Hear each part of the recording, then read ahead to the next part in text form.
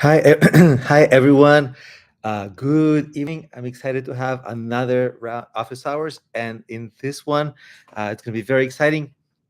I used ChatGPT and asked ChatGPT a bunch of different questions about what are the most popular AI-driven business ideas that people are asking it about and what it recommends, and we're going to go over it together because I've been hearing a lot of hype around one person or a small team AI driven business ideas that can be implemented in just a couple of days or a week or a few weeks with the help of all kinds of AI tools and scaled up really fast. So that's something we'll do. But before we do that, I want to very quickly make sure my audio is working. Yeah, it's working. And also tell everybody about the format. First and foremost, this is for my students on Udemy. So if you're coming here from Udemy, welcome. Thank you for being my student there. And this is first and foremost a forum where you can ask questions. If there's anything you're struggling with, if there's anything you're working on, feel welcome to ask. The best way to ask is to ask in the chat, because I don't know who's on the call until people chat. That's the only communication that I see from people on the call with me. So if you have any questions, chat is the main way to go. I won't know who you are until you chat. And then once you chat, usually it becomes pretty friendly. By the end of the call, people are usually chatting kind of freely. In the beginning, it's a little more apprehensive, but then again, this is the main way. If you're a Udemy student of mine, to ask me any questions live, so we can talk about more elaborate things. Because sometimes when you ask a question on Udemy, I can write a couple of sentences, but it's hard to write a lot through the text messages that people leave. By the way, I just noticed I have this big balloon here for my daughter. Okay, let's move the balloon. That's funny. But yeah, any questions that you post in the chat, I'll prioritize. I'll answer first. But first, let me just read off a few questions that I asked ChatGPT. And maybe I'll actually share my screen. That might be better. Share screen. Actually, wrong button. Now share screen. Share. Okay. And so I asked ChatGPT, and foremost, this is the last question actually. I asked it to think for a while, but which AI business ideas would AI pursue if it was a one person or a small team, kind of like an online entrepreneur, kind of like me, maybe like you. And I just asked this last question after asking about 5 other questions, and I didn't have a chance to read it thoroughly, so we'll actually read it together. So this healthcare credentialing and compliance tracker, it's a really boring business, but boring businesses kind of make money. For clinics, therapists, and dentists, why now? Small practices, drown and license insurance renewals, okay. OSHA HIPAA rate trainings, okay. Test missed dates equals fines or loss of revenue. Okay, so it would be, I see. So it really is maybe an opportunity, because a lot of online entrepreneurs would have no idea that this field even exists, because a lot of us, maybe create some products in digital marketing or some field that is popular, but because it's popular, it's competitive also, and so it's not really great. Now this field I know nothing about, so it will be really hard to create a product that's great. But if you get into it and if you spend a month in this field, you'll probably create a pretty good product. And if you hype it up as AI driven, blah, blah, blah, you'll get some interest. And, of course, if you've done my office hours calls before, you know that I have that outreach tool that I built. You can build one yourself. You can pay for mine, but you can pay for any other vendor. But basically, you can get such outreach tools to promote this kind of a software at scale to these kinds of clinics, therapists, and dentists. So I do see the point of ChatGPT here, and I think it's actually a really good point. Okay, that's a good point, ChatGPT. Now, let me check. Now, would I build this thing if it was me? I'd have to drop everything else I'm doing and spend a month learning this new industry, which I have zero interest in, but I have interest in running a successful business. So maybe not for me, I think, because I'd risk, like, I kind of have to do something that I can build my current, I can keep working on my current business, which is my courses at the same time. But other than that, um, if it was starting from scratch, I think it would be a smart idea, actually. Um, now,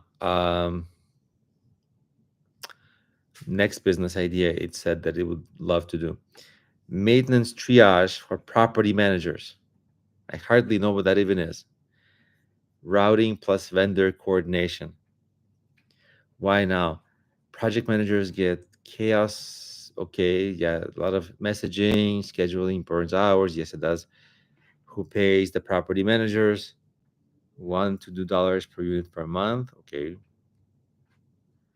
yeah, so you can kind of scale this up. So basically, it will be a software where people can input what kind of, I see. So it will be a software where a tenant can enter, like, I need my sink fixed, come here. And so there will be a website for this. Okay, interesting. I feel like I currently live in, like, what they call, it's not luxurious, but they call it like a luxury high-rise building, whatever. And I don't know if there's a I'm sure they use some software, but the people who come, I don't think they use an app or anything. I think they use like pen and paper still. So, and the place where I live is a little bit progressive. So, maybe this actually would be reasonable. Maybe because a lot of these kinds of property managers don't know if they already use. But why wouldn't such software exist? This is not necessarily an AI idea. This is just this kind of an idea has been probably around for 15, 20 years since apps got developed. Now, this was a great app idea. Like, if you told me this app idea in 2010, yeah, that would be a gajillion dollar idea. But nobody told me that idea then, unfortunately. So I'm only, but there's no reason for AI to be here. Like, what does AI do here? I guess AI can build it, but AI has to be like not just building it, because people can build it without AI, but AI piece: classify issues, estimate urgency, generate responses. I don't see AI doing this particularly so well that it's that dramatically better than humans. Classify issues, like people can classify issues. Generate responses, yeah, but this, yeah, I guess it can generate responses so that people don't have to write. A lot of times, maintenance workers, they're not necessarily English language first, so maybe that could help them. But meh, as a 10 for 2010 app idea, this is my absolute favorite. I love this thing. But for 2025 AI idea, I don't like it. But if I took a time machine and I made this thing, because I was dabbling in apps at that time. Ooh. Hey, Brianna, hello. Uh, hey, how are you? I think it would be a useful app. Yeah, I think it would be a cool app too. Um, but like a long time ago. Now I feel like there should be an app for this that's used pretty widely. Like, you know, this kind of an app idea has had like a lot of runway, um, time. But this is something like, if, by the way, this app would be 1 week maybe to build, like, legitimate version, launch level version of this app would maybe take a week to launch and build on, like, an AI coding assistant. So it's really easily buildable. So during this call or after, if anybody's interested in this idea, what you would do is research, are there popular apps for this? Are there, and you can, by the way, just research using ChatGPT or Perplexity, or Google has, Google AI mode, which has the most recent things. You could research and, obviously search the App Store as well. See if there are winning products for this. And if there aren't, it's something to consider, because I do see how it would help people who go, the maintenance workers. And yeah, $1 per, like, here it is, $1 per unit per month. It's like nothing for building managers, but if it makes their work easier, saves them time, I think actually it would be pretty good.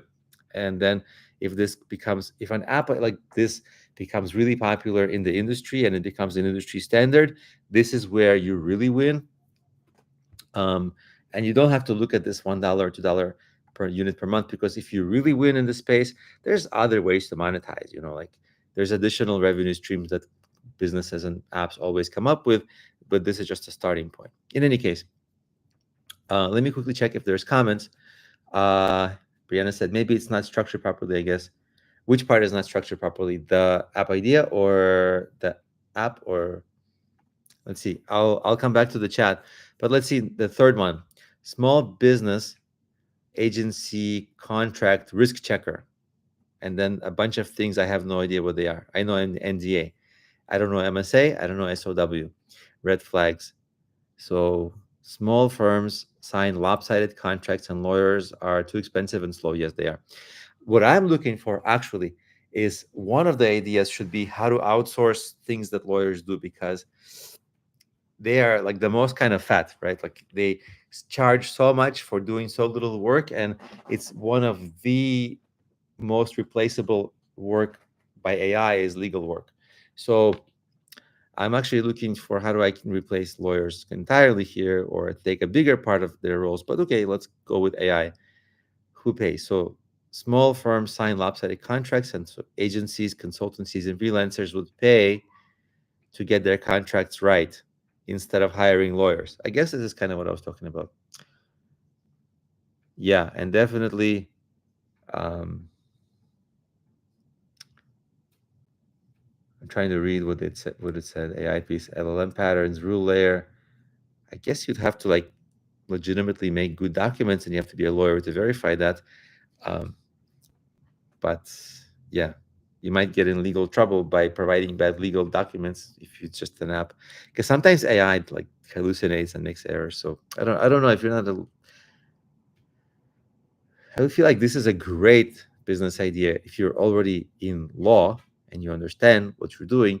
But me, I would just maybe get myself in trouble. Now, for nonprofit grant copilot, yeah, this is actually really good. Finder and autofill online grants. Love this. How to do this? Because usually you would like download a PDF, fill it out, maybe fill it out online. It's a little hard to do this with AI. But if you can fill out a PDF with AI, yeah, that would be great.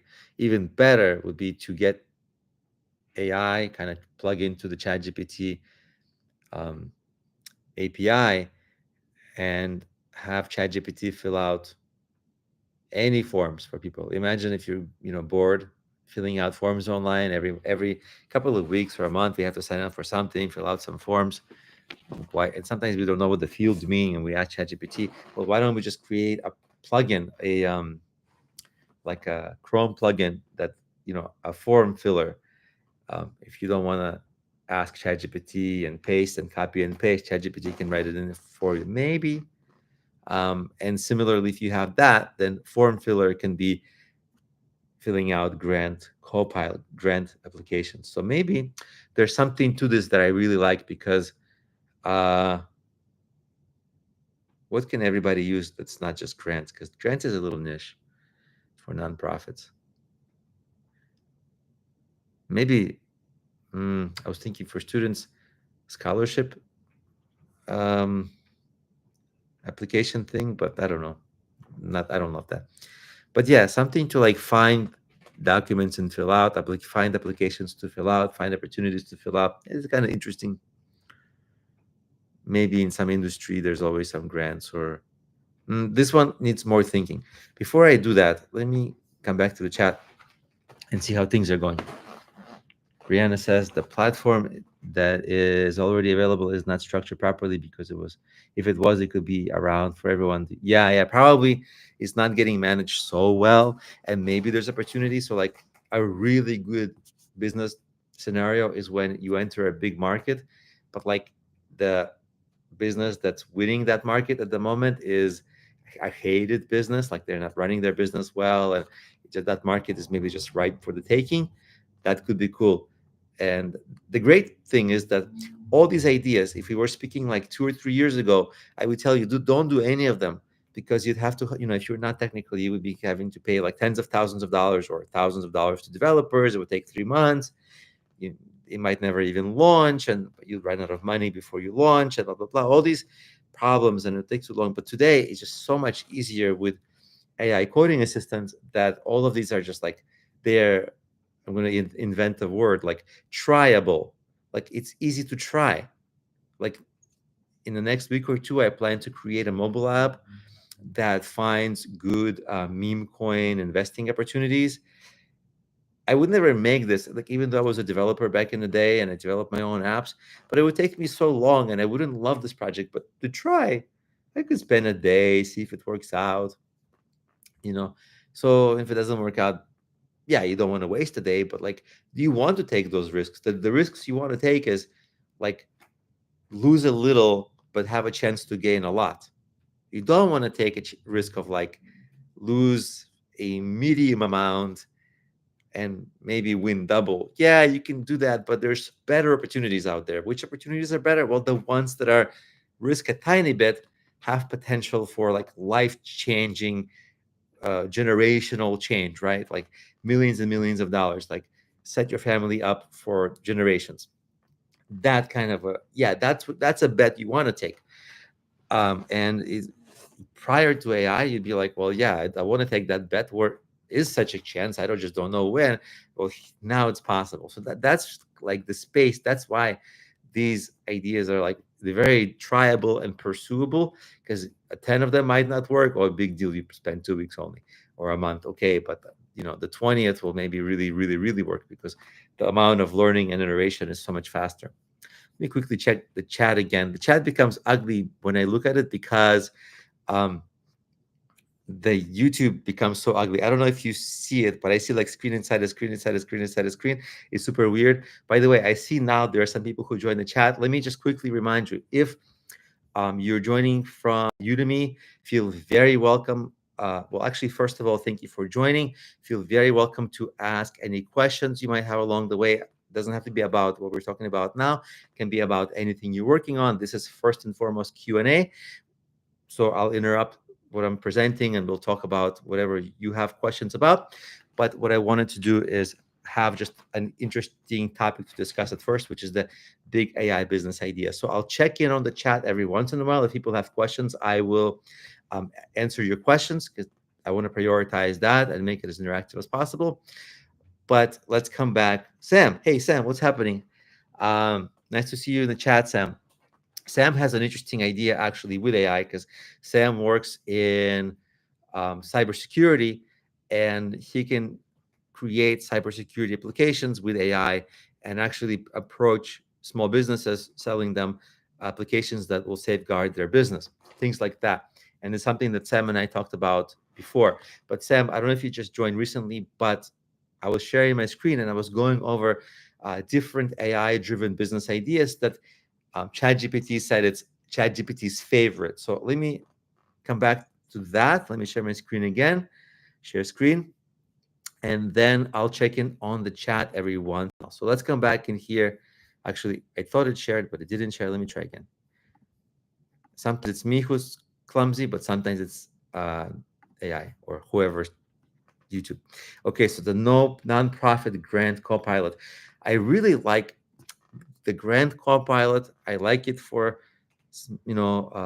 nonprofits because I the way I see this is you want to nicheify more than ever because you can dominate. It might be hard to dominate globally, but it might be easy to create something unique and new for an industry. So you do want to nicheify or niche, find a niche with when it comes to AI driven business ideas more than before or equally as much as before. But so I like the idea of focusing on nonprofits, but I also kind of like, in this case, taking a step back and finding opportunities like what forms can be filled out, what other applications, like maybe college applications, maybe uh,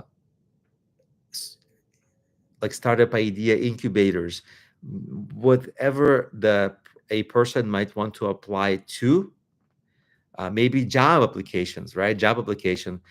That one is actually I like a lot because that's quite more applicable to a wider audience, like job application filler outer or whatever, for lack of a better terminology, filler outer. Somebody assist me. I can just ask AI, but it will take me time typing. What's a better way to express than this than filler outer? Maybe you can help. I just don't want to think on the fly because I don't want to distract myself from what I'm currently presenting. So I like the idea of a job applicator. I think I'm ruining all the words, but I think it's close enough to the actual words that you know what I'm talking about. But a job application creator, where if somebody's looking for a job and manually looking for jobs, it's boring. Nothing but forms. What if it was? I have an idea. What if it was twofold? Job application rater, whatever, filler outrater, but then AI can handle you can train your AI to use voice assistant to talk to various agency recruiters, right? They think it's you, but you really trained your AI to talk to you because it's a phone call. They don't see you. Um, and AI is so well spoken, and AI um, can present better on the fly. Like it's better. It's just better. It doesn't have filler parasite words. And as long as you train the AI what to say, you might do one round of like, hey, here are all the possible questions that recruiters usually ask. Here's what you should answer to all of them.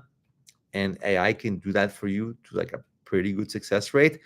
Then, oh, I would love that because back in the day when I was a software engineer, I used to apply to jobs and like I'd have to go through like dozens of recruiting firms and they all asked the same questions.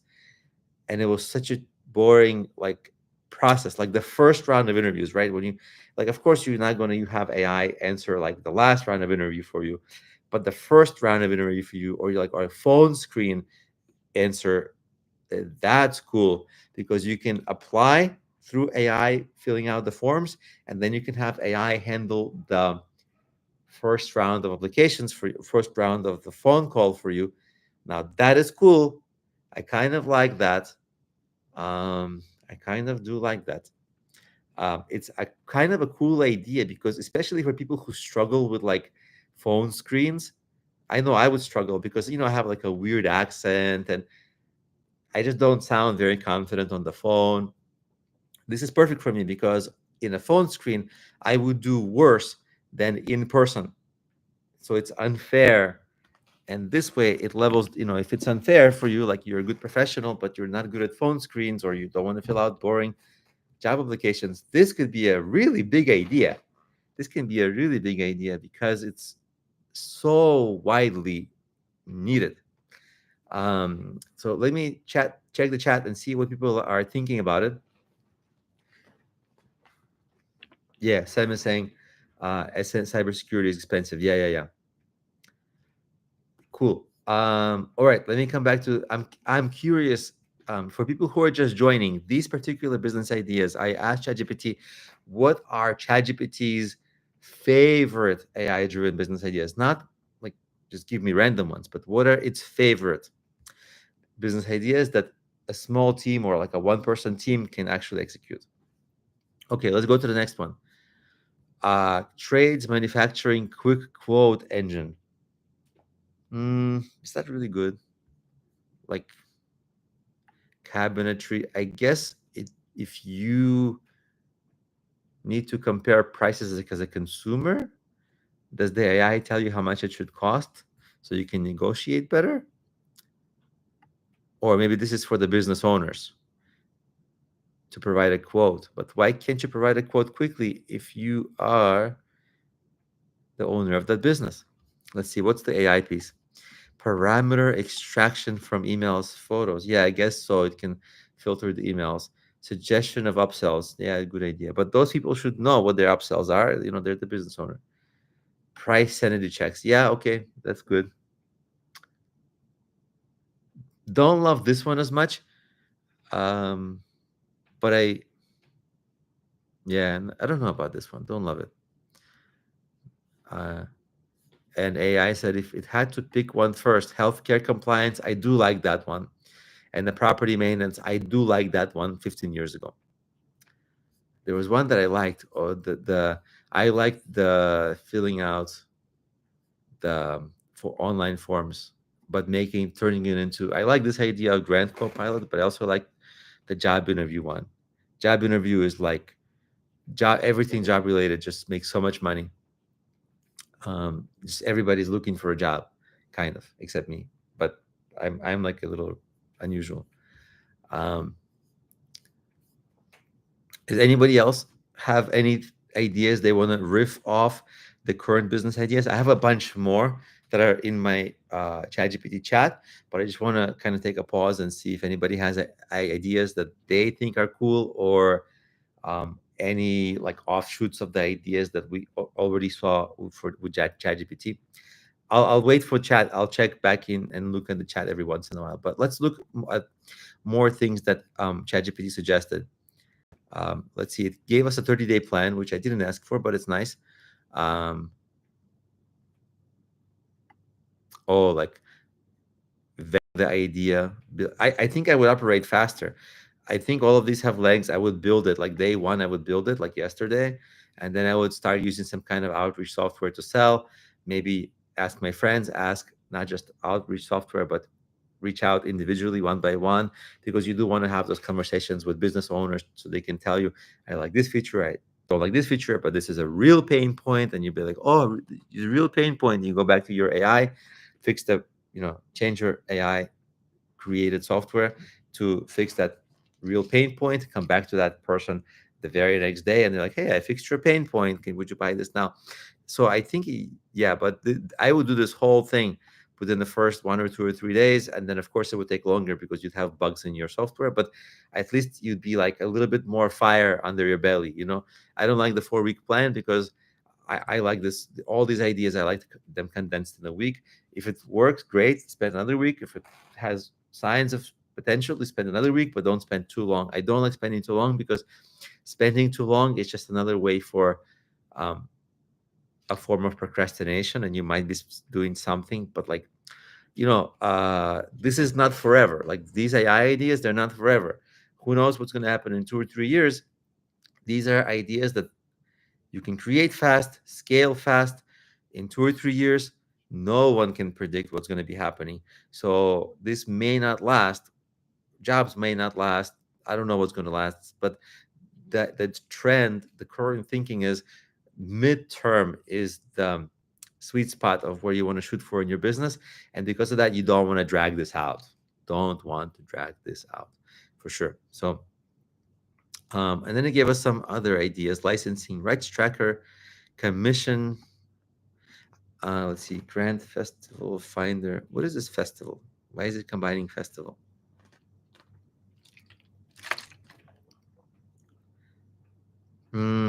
Portfolio feedback. I'm not excited about that. Web image theft monitor. I'm not excited about that. Merge planner, maybe, but maybe. I mean, if you're good at creating AI designs, like AI-driven designs, which I'm not, but if you get into that, yeah, you can create some super cool merch, like super cool. But you got to have like a design mind and enjoy that space, because like for me personally, I like gravitate away from design rather than towards it. But if you gravitate towards design, that can be super cool. Like my daughter, who's 5.5, loves drawing. So one thing I could actually do with her is we can use AI drawing, so we can make such cool things. And if she's 5.5 now, by the time she's 8, she's going to be the billionaire.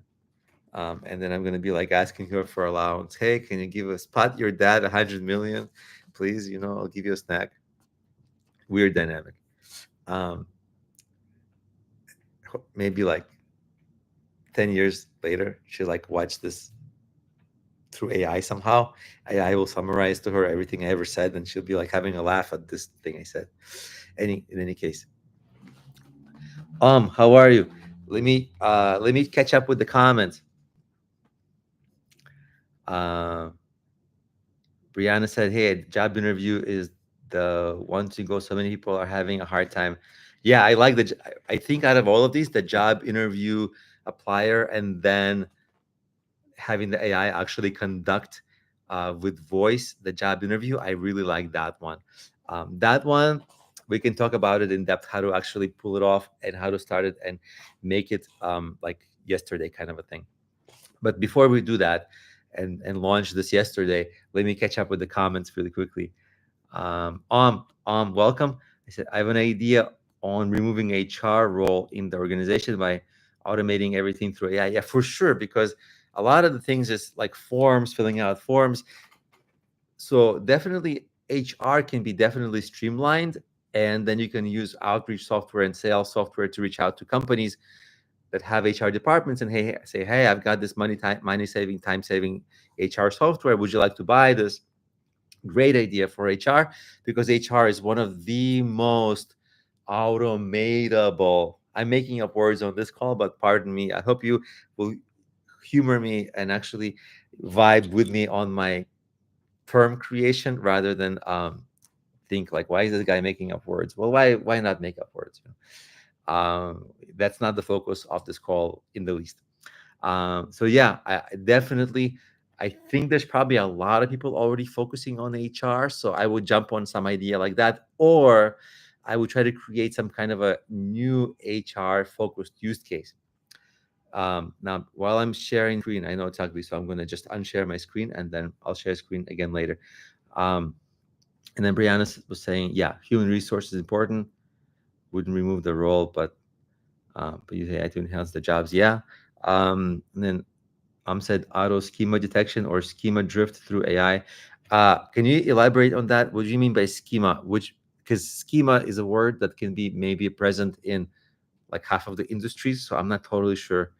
Is it still about HR? Oh, and then HR becoming a pain. HR is always a pain. And HR is never on your side. You know, people think like, oh, HR is on my side. HR is on the employer's side to make sure the employer doesn't get sued. So HR, it's like the worst paper pushers, people who have like, you know, no imagination, no skill, don't want to work hard, don't want to learn, is like they go to HR. Now, if you in HR and you get offended, I'm sorry. Um, I didn't mean to be that harsh, but if nobody's in HR, yeah, like it's like one of those fields that like, you know, everybody else at the company is like, yeah, HR doesn't do anything. What do they do? You know, everything is like a process that's already been created. um Now, of course, if you're in HR, you will say, I do a lot. You have no idea, you're ignorant, possibly. Okay, probably, but it is a common stereotype of AI, HR. Now, with that in mind, I'm glad agrees. um so One, I'll tell you a funny story about HR. One time in university, I was starting a new semester, and there was a class that's, you know, I don't know where to go. They just tell you, hey, go to room this and this, and I'm waiting outside this room, and it's nothing but like good-looking people, and mostly female, but good-looking people coming into this classroom, which is like my classroom. And before that, that was never, because I was a computer science major. Usually it's just us nerds, mostly like male dominated field, mostly nerdy guys. In all my other classes, it was like, and then I see nothing but like, I'm gonna say good looking people, but it was majority good looking like women, you know. And I was a college student at that time. My eyes were like this. Like, I want to take, I'm glad this is going to be a computer science class that exists. And then I went inside the class, and it was a kind of couple of nerds, like computer science nerds, and a bunch of like good looking people. And the teacher was like, if you are here for HR 101, the classroom is on a different one. And every good looking person left. And that's everything there is about HR. That was hopeful and sad and dramatic, and anyway, and then it was just us nerds. With that in mind, let's look more at the AI suggested business ideas that it loves. Let me share my screen again, and we'll do a whole other round, the next round of Yeah, it really happened. Thanks. I'm glad you're laughing. I'm laughing, but at that time I was laughing and crying. Um, so let me share my screen again. Share screen. Here we go. Let's look at what AI has for us. Now I'm going to scroll up. So I'm going to scroll up, and I had a different question. Um, so I asked it for quirky ideas. Let's actually go from the top. Blah blah blah blah blah. Okay, let me see. I asked it a bunch. Okay, here we go. What are some common AI business ideas that are popular? That I meant that instead of then, that one person or a small team can do. That's also very. And then it gave me all these ideas that I think they're common, like AI powered content creation agency. I hate this idea because it's not original at all. It's like back in 2022 when AI just became available. 30 minutes later, everybody had this idea. Now, of course, you can create content with images and video much better now, but the clients you would get are like going to be more skeptical. They're like, you're just doing this with AI, you have no skill. I don't know. I don't know. Um, but if you make yourself, honestly, if you make yourself really good at like viral videos, super catchy, um, there may be something to it in conjunction to don't do this for others. I mean, you could do this for others, but I don't like love service businesses, freelancers. It's good for learning to like master your craft. Back in the day, I did a lot of freelancing, but the main benefit of it wasn't the money. The main benefit is that I got paid to learn and I got paid to have so much experience that then I became expert because I was like, yeah, on Fiverr, I have like back in the day, I have over 1,000 reviews on Fiverr. I don't do Fiverr anymore. But if you have 1,000 reviews on Fiverr, it means you had over 2,000 actual sales, actual 2,000 plus clients, because not every client leaves a review. And so imagine the experience I got in the services that I was suggesting, like SEO and things like that. So yeah, you could make good money with agency and freelancing, but generally you can actually make more money if you're long-term envisioned, and really think, hey, I'm going to become super master at this, and in like 5 years I'm going to be the top expert in my industry completely. Yeah, and of course if you serve your clients well, so well that they keep buying from you again and again, that's where service businesses can become really profitable, is if you retain clients for so long and make their businesses work that they just keep hiring you there. But most freelancers and most agencies just focus too much on just making a profit in the short term, and so the quality isn't amazing, and when it's not amazing, it's just like people don't stick around, the clients don't stick around. But the learning, you see, if you struggle through this and learn and be on the forefront of, like, let's say there's some new AI tool that's making extra cool videos, you're one of the first ones to try that and one of the first ones to know about it. Yeah, I think it's good, because then you can create an online brand for yourself that's not even you, right? Because today you can create avatars with AI that speak like somebody else, look like somebody else, sell something else, and just like a person who's AI that everybody thinks is a person. Like if I was a AI, but but it realistic enough that people thought I was a person. In a couple of years, I think this will be indistinguishable, and so you can make a dozen personal brands, the next yoga influencer, but be so much cooler than the current ones, because the current ones have the flaws of being human. They don't talk perfectly, they don't sound perfectly, they can't film from every angle. I don't know, like there's all these things that, human flaws. Um, but an AI can be much better. And you know what I was thinking? AI can do better, is like, this is not something I would do, but I bet there's a tremendous amount of money in this X-rated, AI-driven businesses where you make either videos or like create people, influencers on OnlyFans who are not real, who are like AIs. Now, people will be able to tell. Actually, I don't think so. There are some really great AI video creation tools that make videos so realistic that it's indistinguishable from real people. I don't personally use them. It's not my current line of work, not the X-rated part, but even creating such realistic videos, because I'm myself in my own videos still. Maybe I'm old, maybe I'm outdating, maybe I'm like I need to become an AI. I don't know, but I'm still human. So I haven't tried to create videos that are like AI but human, realistic. But I bet somebody could make a bunch of like OnlyFans models, give them profiles on YouTube, on Instagram, on TikTok, and then drive people to uh, OnlyFans and can have OnlyFans accounts, and it's AI, and behind it is like some nerdy guy. Totally possible. I bet it's already happening. While we're on this, let me actually check the chat, see what people are doing. A lot of chatting. Let's see, we can use AI supply chains. Yeah, I just don't know how exactly to use AI in supply chains because I don't know so much about it. But yeah, great idea. Which one? Uh, Inventory management through AI. Yeah, inventory management would be good.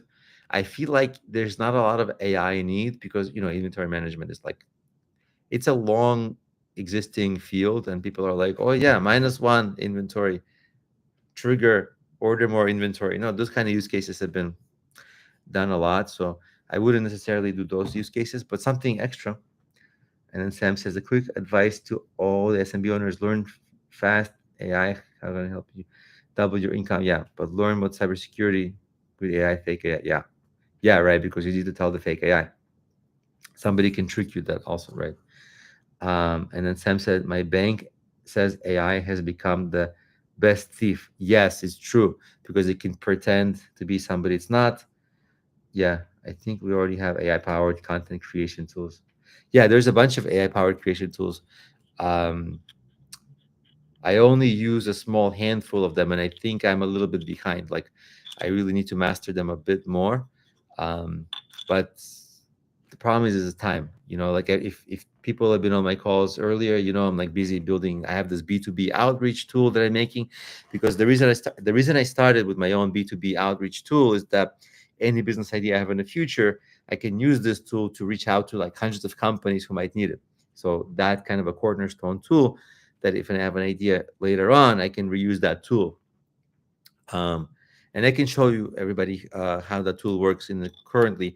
I'm like was working on it a lot today. I had some bugs, and I'm just working through some bugs, because the tool that I'm making, for people who don't know about it, it's a like it finds businesses to pitch, and then it uses AI to take over your inbox and reply for you. So if you're not good at sales, AI will sell on your behalf by taking over your inbox. And later, I plan to build a feature where if people want to get on a sales call with you, they can get on a sales call with AI, and the AI will be trained to sell your product.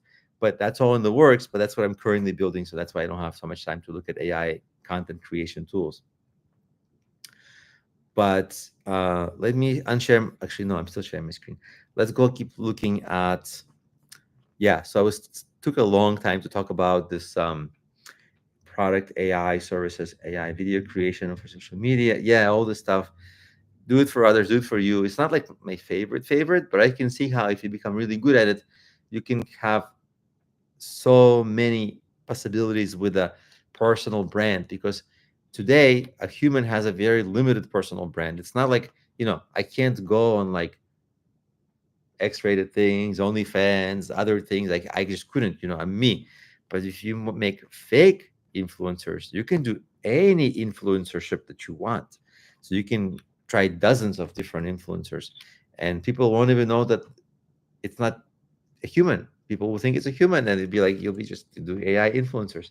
That might be a next frontier, which may be synonymous with like the golden era from like 2005 to 2023, 4, 5 to, of like where human influencers were like a thing, might be dead. Because why do you need a human influencer who sells you crap, uh, isn't that great of an expert sometimes, maybe is like not so professional. A lot of human influencers have a lot of flaws. AI influencers probably won't give you bad health advice, probably won't tell you bad products to buy, probably will tell you better products to buy, and better, like better for humanity, probably. I just saw something online like influencers are telling people not to use sunscreen. and the doctors are like shaking their heads like, no, please use sunscreen. And so AI probably wouldn't do that. So maybe AI influencers is a good thing. um, so maybe AI influencers is one frontier. That's an interesting angle. It might get like really creepy fast, real fast, but before that, it's a good idea. Now, sales, outreach, and lead generation. This is what I'm building. I don't think it's so earth-shattering because, yeah, the AI can take over an inbox, and can start talking on a person's behalf, and that's going to make it really compelling. That's like really what I'm building in the midterm. Um, so let's see. Um, by the way, if anybody's interested, I'm going to show this tool soon on this call. Then the next idea, custom AI chatbot building. Yeah, for customer service, this is a good idea. Also, setting up custom GPTs for businesses. This is a good idea. We talked about custom GPTs on a previous call. For people who don't know what's a custom GPT, it's like if you work for a big company, a lot of information is proprietary, meaning default ChatGPT doesn't know much about anything of proprietary in your company because it's proprietary. You couldn't have the creators of ChatGPT couldn't have taught ChatGPT everything that's proprietary in your company.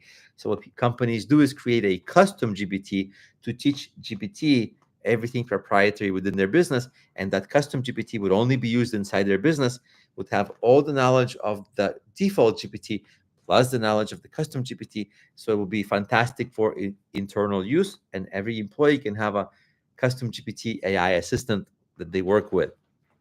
In sales and customer service, super, super popular. And again, it's something you can do as a service to set up for businesses, because businesses hear my own AI chatbot, my own custom GPT, and they don't want to deal with it. It's too confusing. They don't have the manpower, but it's disproportionately easy for how much you can charge for this kind of service.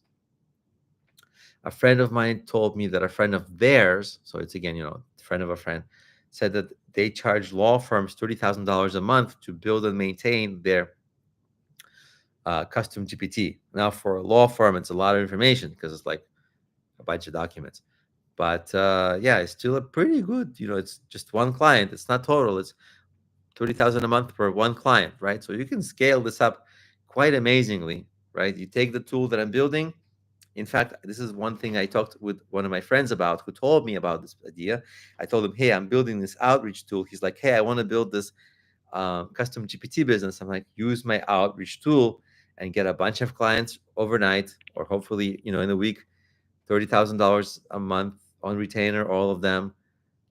Maybe that's too rich. Maybe, okay, 25, whatever, some amount.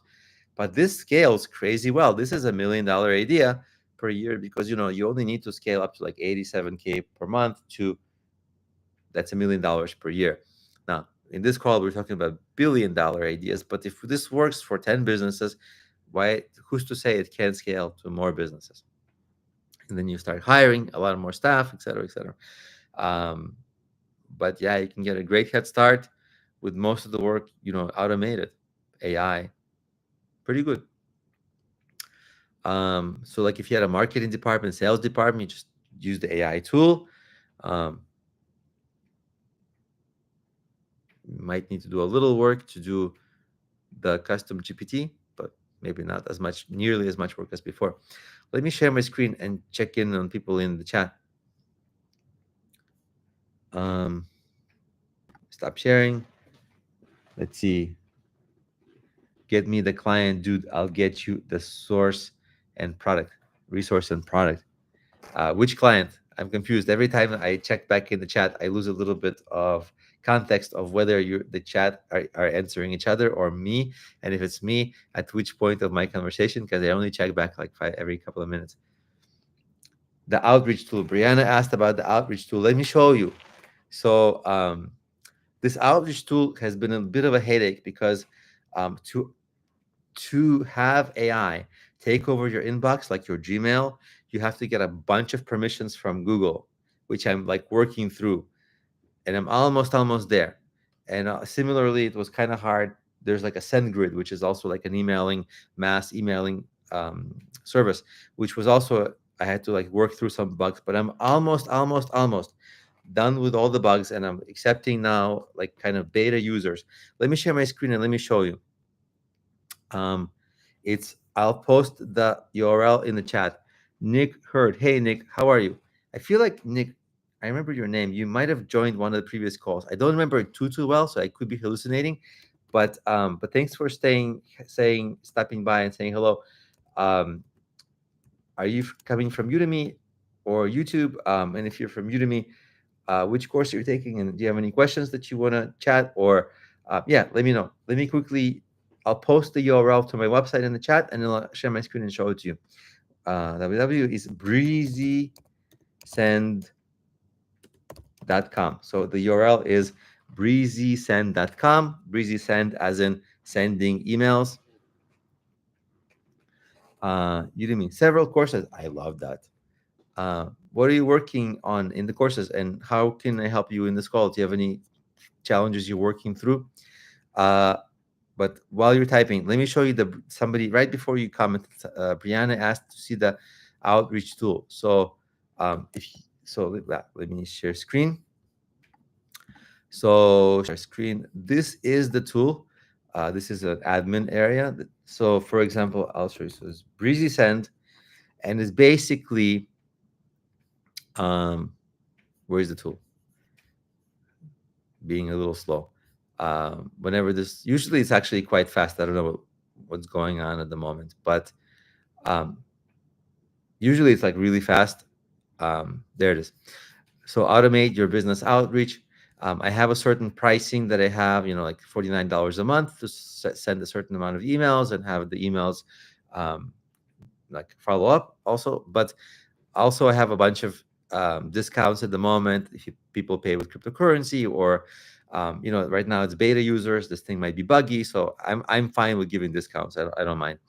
But with that in mind, let me show you the inside. So the first step is like you would set up your email settings, right? In your email settings, you want to set up like where you're sending from. It might be connecting your Gmail. It might be some like SendGrid, professional email service, whatever.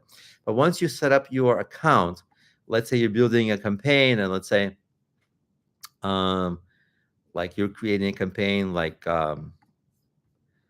sell to what might be realistic dentists. Okay, so let's say you update the campaign, and then from this campaign you can like look for dentist businesses, right? So dentists, you'll find a bunch of dentists in a 10-mile radius. You search for the dentist. And by the way, I was working on this today. I might have, sometimes when you build some features, you like fix something, break something else. So 2 hours ago this was working. I can't guarantee it's going to be working now because it's a little bit like heavy development. But generally speaking, when this finds businesses, what it does now is it goes and uses like Google Maps API to find the businesses. It's kind of hanging for a long time, which is suspicious. Once it finds the businesses, we can come back to this later. I don't know why it's taking so long. This is usually much faster. Usually, when you do a presentation, everything that can go wrong does go wrong. But essentially, you proceed to the next step. You create some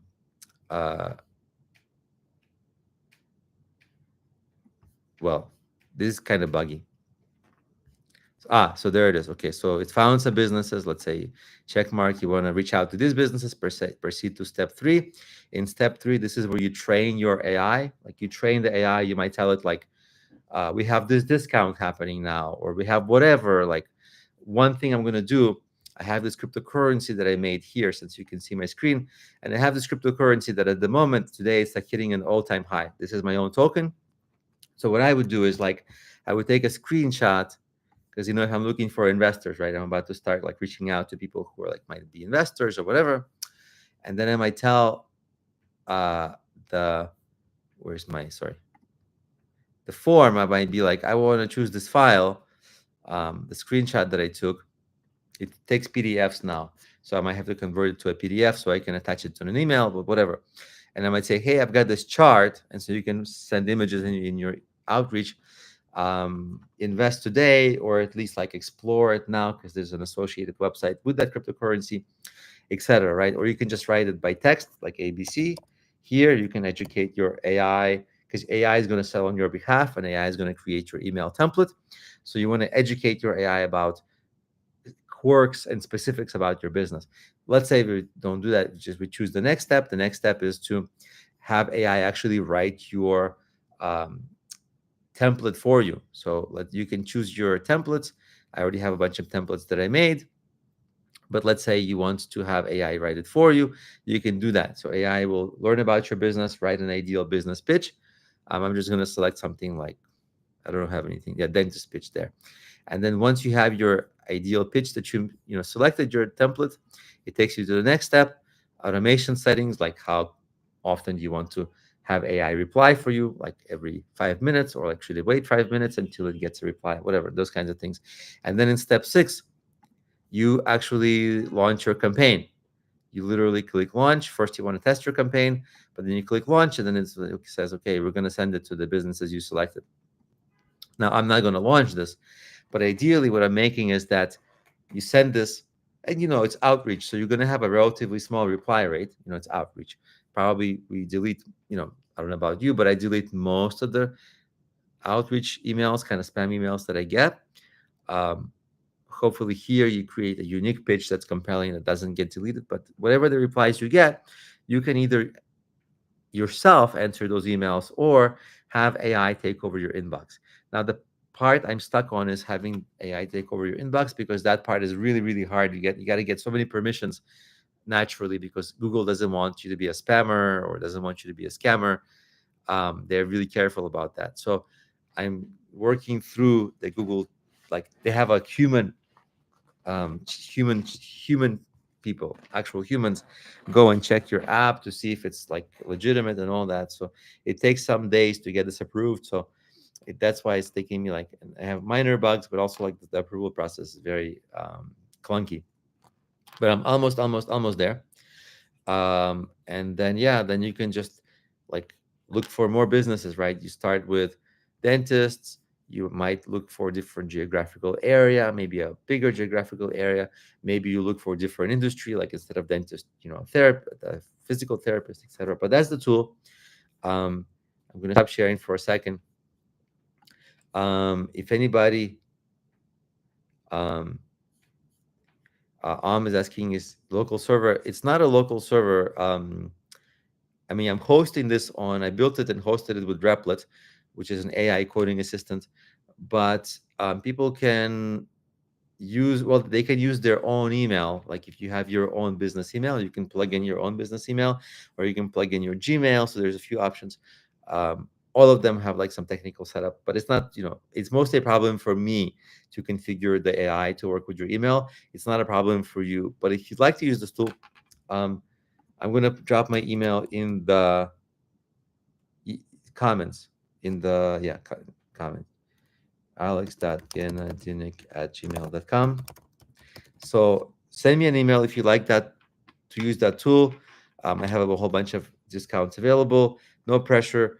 But if you're selling something that can, if you can use something like that, customer research, email template creation, sending out those emails, and then have the AI sell on your behalf and answer the emails. If you feel like if it could help you, that's actually why I'm building this tool. I'm going to become like the main user of it myself, but also it's something I can commercialize, which is super cool. It's a business idea that I'm currently working on, which can help me grow all my future business ideas, because it's an outreach tool. There's a bunch of outreach tools out there, but then you have to pay a lot for them. For me, it's free because I'm building it. Well, it cost me money to build it, but hopefully in the long term, it's cheaper. And it's more flexible, because if I want some feature, I can build it. In any case, the email addresses, is asking how am I going to get the email addresses.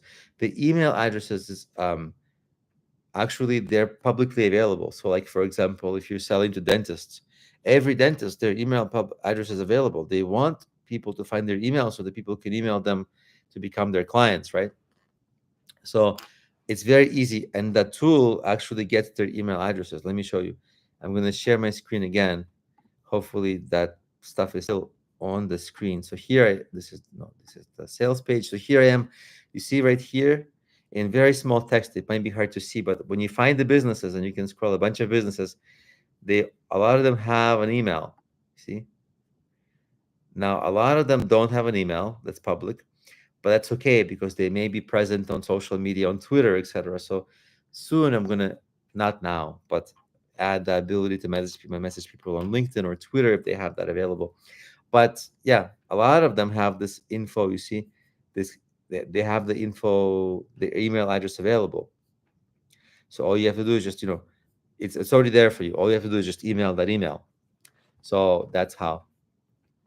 Um, it's kind of a cool use case. We'll see if it works out.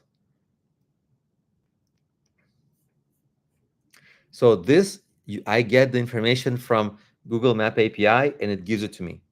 So I don't need to store it. I could store it.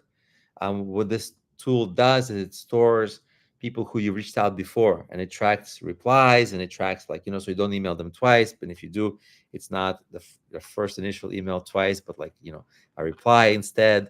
So that kind of thing. But yeah, you get that. You get people and you get the businesses from the Google local.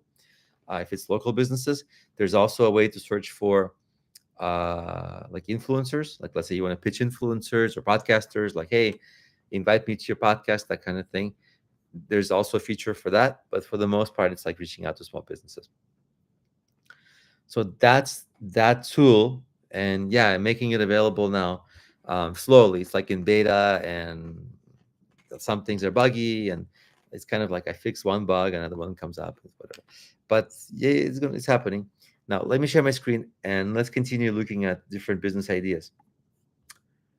And yeah, share screen.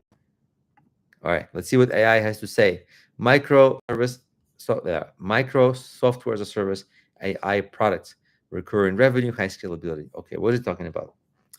Build small, focused tools using AI, charge monthly. This is kind of like my tool. This is also like the tool that I mentioned to Sam, because Sam specializes in cybersecurity. So I was like, hey, why don't you make a small cybersecurity tool that maybe finds viruses or finds software that's running on your computer that's not necessary, and sell that for a relatively cheap price? Something like that actually is a pretty good idea. Easy to build, very ranging from very to pretty useful. Now I have this giant water bottle just to help me kind of clear my throat. But if I spill this, I'm going to be mopping up a river on my computer. It's not good. I already spilled it on my shirt, which is fine. It's just as long as it's not my computer. Isn't that amazing when somebody's doing a YouTube live and you can see live how much of a klutz they are? Spilled it on myself. Although you don't actually, I just checked the screen and you don't see that I spilled it on my shirt. But it's somewhere here it spilled. Not so much that it's tragic, but all right, let's keep looking at the AI business ideas. Niche B2B AI solutions. All right, sounds interesting. Sounds like something that's good for AI. AI legal document drafting. We talked about it. AI real estate market analysis. Who needs market analysis? Everybody knows. The real estate agents know market analysis. They know this. I don't know how useful this is. Let's see. AI for e-commerce product research, not product research, product creation. You can create T-shirts, you can create even courses now. Although I haven't seen great AI created courses, but you could in theory, or at least highly augmented. You can create different designs, you can create songs, you can create a whole bunch of paintings, right? Like AI art, kind of cool sometimes. So yeah, you can create a lot of products with AI, which would be painstaking and time consuming in the past, but now it's like 20 minutes or less than that. Here's your product. Now go sell it and post it on Etsy. Now go ship it. Or, it's digital. Don't have to ship it at all. So you can kind of do that and scale it pretty well.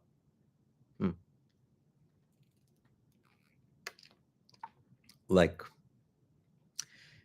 maybe AI generated like tourist pictures of the world. Every city you go to, there's some like tourist thing that people go to, and there's painters nearby selling their paintings of that thing. Well, why don't you just sell online so many of the AI driven ones? I don't know, maybe kind of cool for travelers, maybe cool as gifts. I don't know. But yeah, you can definitely. I think what's interesting about this one is I only thought of courses, pictures, other things, but you can create like hiking maps, trail maps. You can, like, if you're creative about what kind of products you can create with AI, this is one of the gold mines, I think, in AI. Like, create a new product category, even. Like, why not? There's a lot of product category coming up all the time.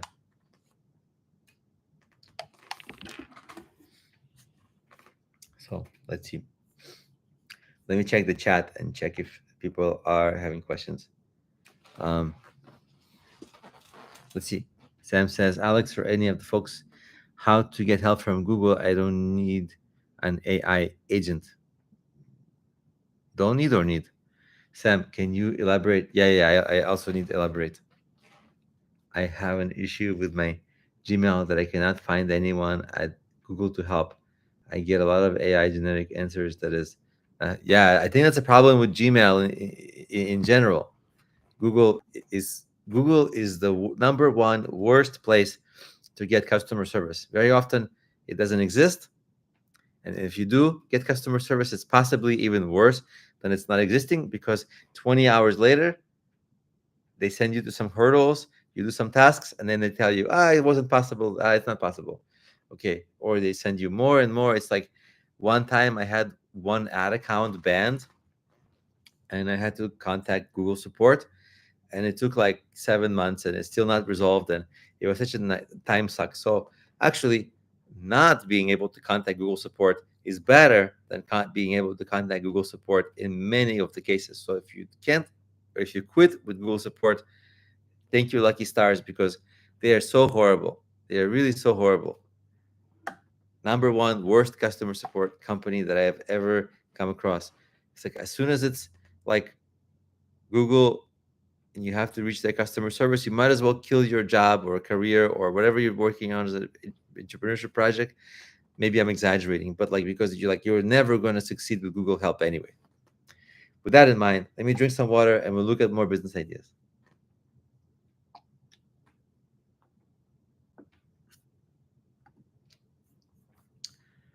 Okay, sharing screen.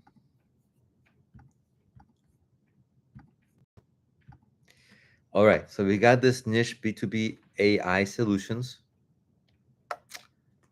Let's see what's next. Premium done for you AI automation. Okay, so it's kind of like that tool that I'm making, but for businesses. I can custom create something for businesses that automates their stuff, almost like writing a script. Back in the day, you would like write a script, start this process and start that process and blah, blah, blah. And if you're old enough, you might know what's a cron job, but I think I'm the oldest, maybe. Maybe Sam knows, because Sam is a little bit in that kind of space, but yeah. So, maybe if it's kind of a good corporate idea, because done for you automation isn't something that clients would pay for, but companies for sure. Best short-term strategy for play for profitability, quickest ROI, sales outreach. Yeah, that's what I kind of liked and didn't like about the sales outreach that I'm building. It's a little bit too like common, so I'm not sure if I love it because of that. It's kind of like one of the first ideas that came to mind, but it's definitely not supposed to be my last idea in AI, because it's like too common of an idea. Then AI powered content agency. Yeah, I see it, but then it's, for me, it's a boring business. Like, I'm not excited about being an agency, because you're like having jobs for people instead of a job for a job business owner. And then you're like, well, if you're a job, why don't you just stay at your 9 to 5 job? It's like, at least you're not giving, like, less risky, because it's a job. In any case, let's look for more business ideas. So I asked AI, how about more quirky, something unique, quirky and more unique ideas that take some creativity where there will be less competition. I wasn't thinking of like making it too quirky, but just something different. And so AI personality as a service, yeah, like this kind of what I was talking about, creating avatars with certain personalities and um, putting pictures and animating those pictures. Yeah, I think it's, I don't know honestly how. What if you like shoot a cannon 10 miles away, create such a person? I don't know. No, I don't know that. That's too dramatic, and then don't know if it works.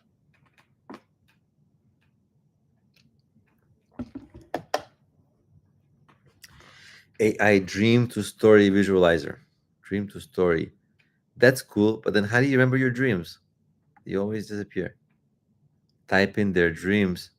That's cool. Don't know if it's really like a hot seller because I don't know how people pay for it.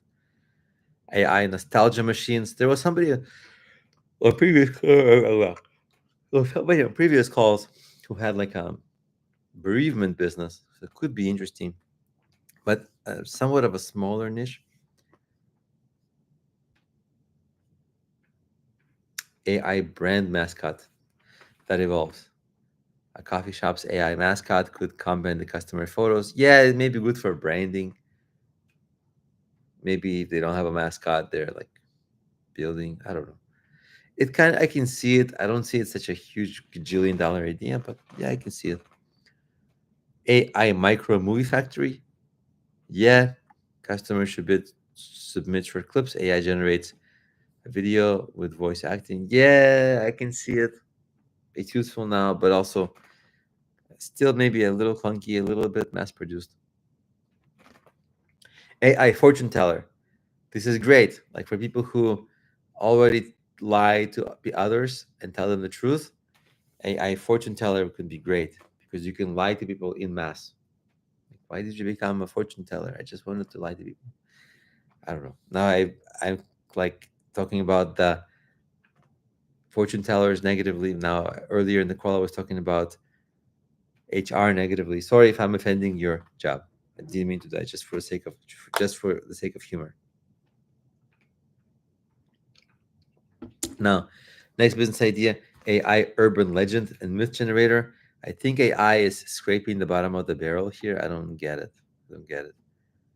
Um, I think one thing that might have been good is like proofreading, but then again, everybody can proofread if they can use AI. Let me quickly check the chat and catch up on the chat.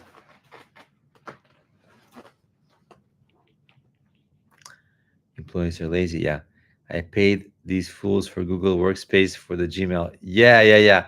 And you pay the Gmail. Yeah, I know what you're saying. And they suck, and they really suck at customer service. I know. I think I had it so bad with the certain kinds of ads that has certain kinds of horrible customer service that Google has that you almost can't reach anyone. And if you do, it's worse than if you didn't. Let's say Brianna said, "Yeah, Google is made very difficult for no reason." Yeah, it's not like they're broke, but I also wonder like, what's their future because there's no reason for Google in the future, right? Because like ChatGPT enters things better, and Google is so late to the game. They kind of really very much dropped the ball on social media. Sorry, not social media. Not social media. AI. I think yeah. Yeah. Google was as late of a mover as you can make. I mean, they had AI technology for so many years, but they just didn't incorporate it into tech because on top of the search is AI, and I don't know who's clicking their ads anymore. It's another mystery. Like who's clicking the Google ads? Why would anybody click the Google ads and go to Google if they just go to AI? Oh, crazy. So I wonder if Google is just dead. But let me keep reading the ideas from ChatGPT. A past life reincarnation visualizer. Maybe, I don't know. AI protest and advocacy art generator. That's cool, but relatively small market. Um, AI comedy coach. Why would it be a comedy coach?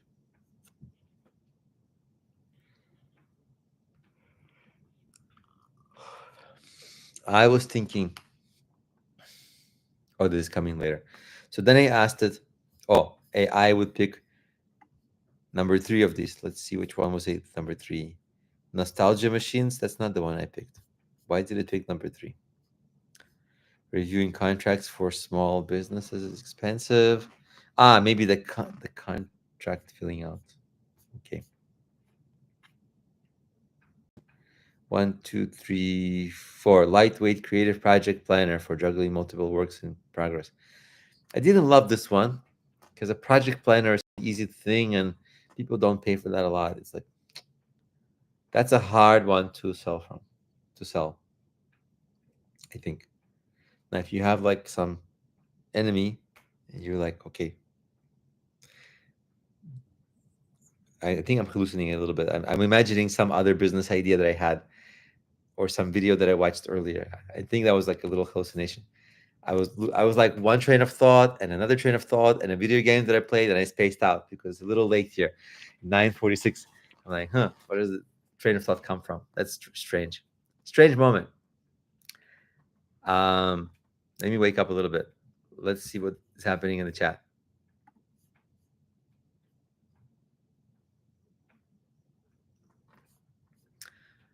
Let's see. Okay, back to the AI. Merge planning, we talked about that. Patreon. One thing that's not here that I is artsy. Yeah, so I asked it also for like artsy ideas. It gave me a bunch of ideas for like creative or artsy people. So Patreon. I actually created a this cryptocurrency is a cryptocurrency specifically designated to fund AI, not AI, creative projects because there's an accompanying website, SPRKtoken.com.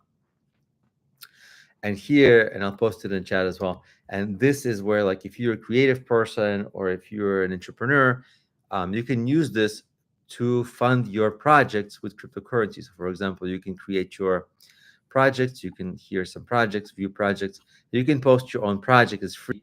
And let's say if you're a creative person and you just want to get tipped, right? Like that's a revenue opportunity. So why not get some tips from your fans? Okay. But they can do this with cryptocurrency. Is it easier? You collect more. There's no commission that you lose. There's no transaction fees. If there are, they're like a penny. So that's a like a better way, right? So Spark token, I pasted there. So if you're a creative person, if you're doing anything like that, any artsy music, you have fans, you want to like raise money with either raise money for your projects or just get tips, which is something you can do like literally today. Doesn't matter what your industry actually is. You can make your own page to get tips and then share that. So if you don't have like a offline payment system, sometimes you go to a coffee shop and they're like, here's your $2 for coffee, tip the barista. But this way you can make it tip you. Now anybody can tip you. So this is something I made. It's pretty cool. And it's in cryptocurrency, which a lot of people prefer cryptocurrency, even though there's a big learning curve in cryptocurrency. Like there's a lot of benefits to it. In any case, that's just what I made. This is also, by the way, with the help of AI I made, but like AI didn't make it for me. It just gave me a ton of advice. So let's see, where are we? Let's look at more business ideas.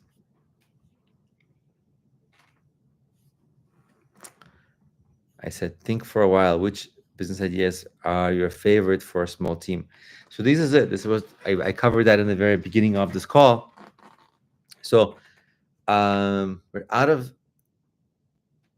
the ideas that AI gave me. So I'm going to stop sharing screen. Maybe I'll throw it to the chat. Do you have any ideas that maybe got spurned by this exploration of the kind of business models that are possible with AI?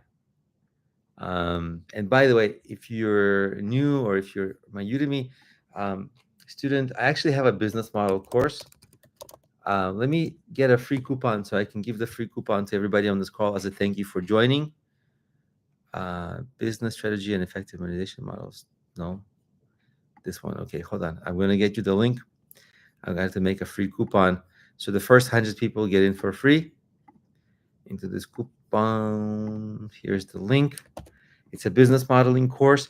Why is it that one important? Because, well, we're learning how to take similar ideas that we have in regular life, but create business models on top of it, right? Different use cases give rise to new business models, and we're talking about AI. So, yeah, like really pertinent here. And so that's why, you're welcome to click on that link. It's free to enroll. Like I made it free. I posted like a free coupon. So anybody who has this link, the first 100 people to enroll are free.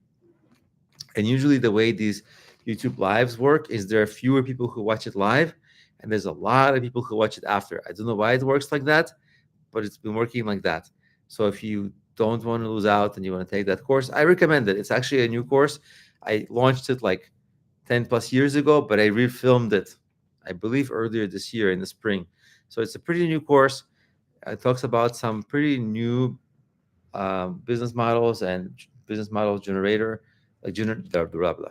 business model business model generation there.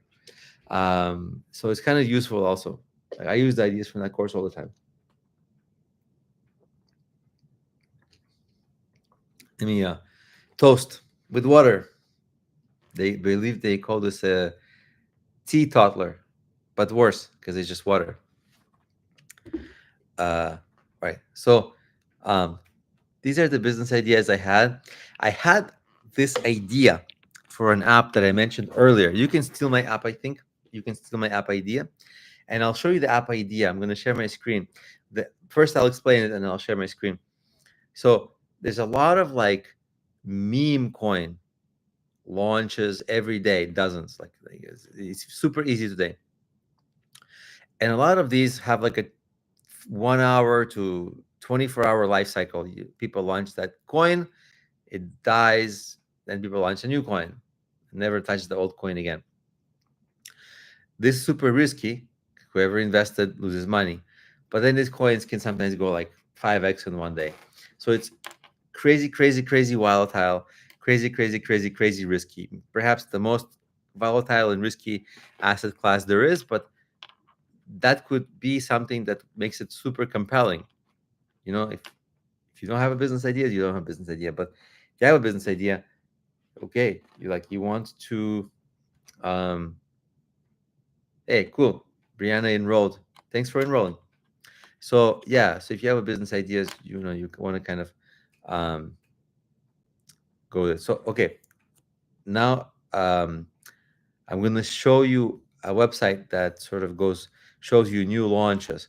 So if I share my screen, I'm going to this is not it. Where's my screen? This is the chart of my cryptocurrency, right? Now on top, you see these are companies that these are cryptocurrencies that advertise, meaning they get a lot more visibility at the moment, meaning they are going to go up likely. Now mine is going up. I don't advertise in a paid way, but mine is going up because it's kind of well maintained. There's a lot of buying. The green candles is something you see as like a buying opportunity, more buyers than sellers. Big, relatively big buyers, relatively big investors, and then little selling, little buying, little selling, little buying. A lot of the little ones are like automated bot trading, but not just bot trading, but like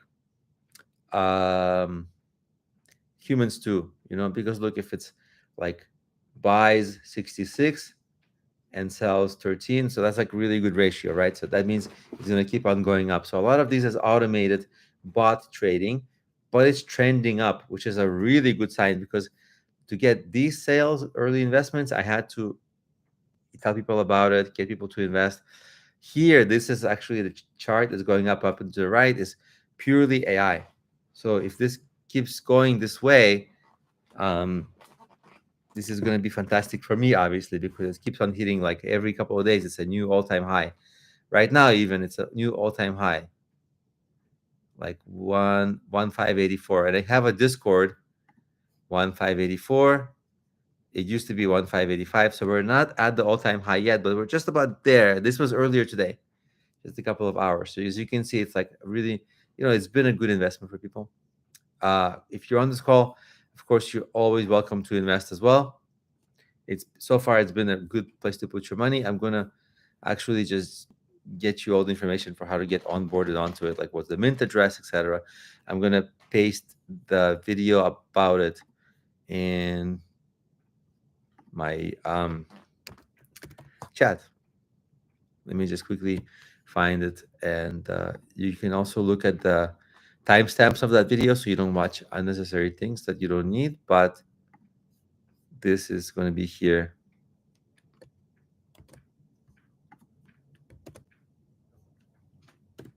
So yeah, the YouTube.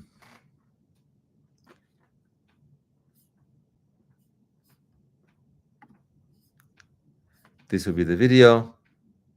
And yeah, the main part about how to, like, the price trajectory that AI made for me is on 8 minutes and 7 seconds, and how to buy is on 12:33. So those are like the main things that are interesting. Let me check if any more questions. No more questions. Let me more water, and then we'll come back to more questions.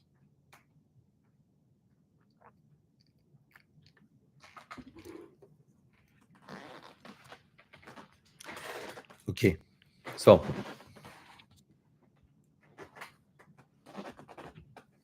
let's see, where were we? Oh yeah, so I was talking about I'm going to share my screen and show you the different meme coins you can invest in because of the incredible volatility. So again, here's my meme coin. I pasted, I think I pasted, I'm such a, like, when I get tired, I'm like, yeah, I pasted the link for more information about my cryptocurrency and also how to invest in all this. It's an opportunity because it has like a lot of ways to go up, and it's been going up for the last 2 months. I launched it early June, and it's been going up.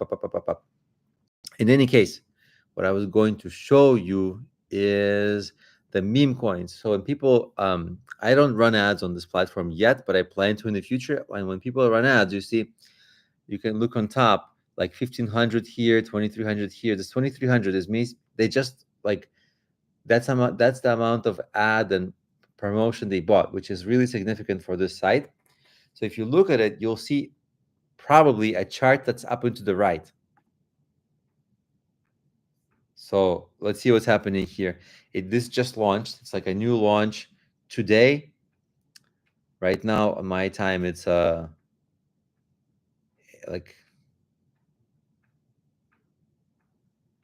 let's say 8 p.m. I know it's obviously like closer to 10 p.m., but let's say, and then launched today at 4 a.m. Right? That's the life of it.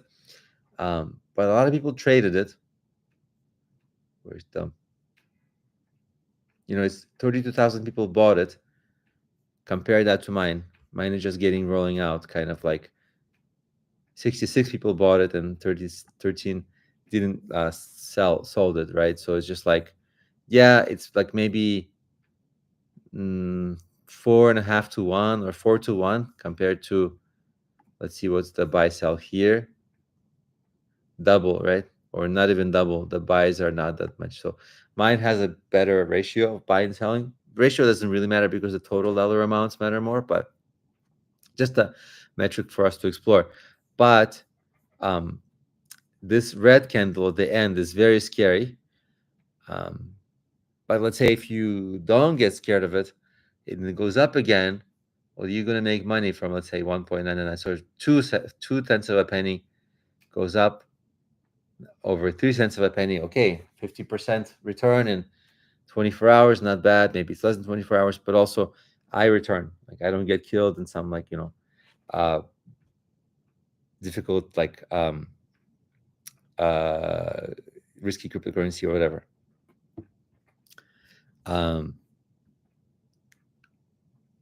So that's that. But yeah, very risky, because one thing that happened to a friend of mine is a common scam in meme coins, and the scam is called like a rug pull. A rug pull is when something like this happens. I'll come back to the screen, and you see here, it says liquidity 50K. This liquidity is something that whoever made this coin provides that liquidity. And liquidity is, in this case, you see this trading pair. It's this weird crypto that they made, Trukabu and Solana, right? So they provide $25,000 worth of Solana and $25,000 worth of this Trukabu, and so they have $50,000 worth of liquidity, or something like that, whatever the mathematics is that works out to this. But they can withdraw the liquidity anytime. And because of that, if they withdraw the liquidity or just sell a bunch of tokens they own as the person who created this, the price will go down to almost zero and every investor will lose money. That's a rug pull. And that happened to a friend of mine. So what I would recommend is like be really weary of these kinds of things and look for something that's launched. So if we look at fun, a lot of these are just like advertising on day one, but you want to keep browsing, maybe like a few more. This one's also young, orange. So if you can't find anything that's like not, maybe Brad Barbie, this ad. So like this one is pretty good, right? It's not like it's been business so long, but here is okay. It kind of struggle, a little bit of liquidity, and then boom, it's having a huge rise from approximately the 6th or the 7th. Now it's the 12th, and a big leg up here. So if there's ever a leg down, I would be quite compelled not put a lot of money down, because it's, it can just go to zero in any moment. But it also doesn't look like they want to destroy this in 24 hours, right? They want to make it like a token that's out there that's tradable, maybe like a meme coin. CMX, I don't know what this is. Anyway, this is also not a good investment, right? Because it looks a little too risky. But this is something that I'm kind of working on timing. One good thing is that mine, I don't do that kind of thing. I kind of, I'm just going to go back so many times that it will find mine. Maybe that's mine, right? So if I go back, it's still okay.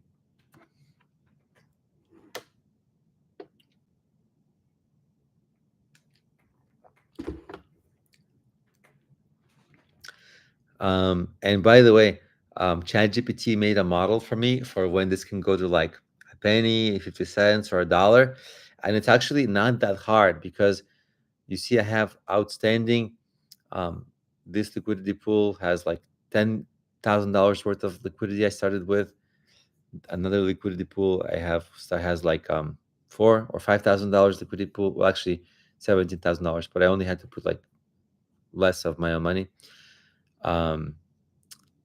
So I have a lot of control over these, which is like good for you if you know me. It's still risky, obviously, but if anybody is curious to invest in this, you're more than welcome, because so far it's been good. Like everybody who's put their money in, everybody's been skeptical, like what is it going to be? But then everybody's happy later, because it's just up and to the right. And now that the trading bots, these little transactions, these are like trading bots, they picked this up, and so this thing is trading, and it's even during the trading, it's kind of going up and to the right. And you can see the transaction here, transactions here, a bunch of like, that's how you recognize bots. It's like a bunch of tiny transactions, but a whole bunch of them. This one double digits pops up, but I can't really verify who it is. Just I have an address. I'm not sure. Sometimes they say, sometimes they don't say. But everything else is tiny amounts, but a lot of it. So it goes up. The other option is you look at gainers and losers to see, okay, volume up. How much volume should we ask for? Let's say 10,000. I don't know.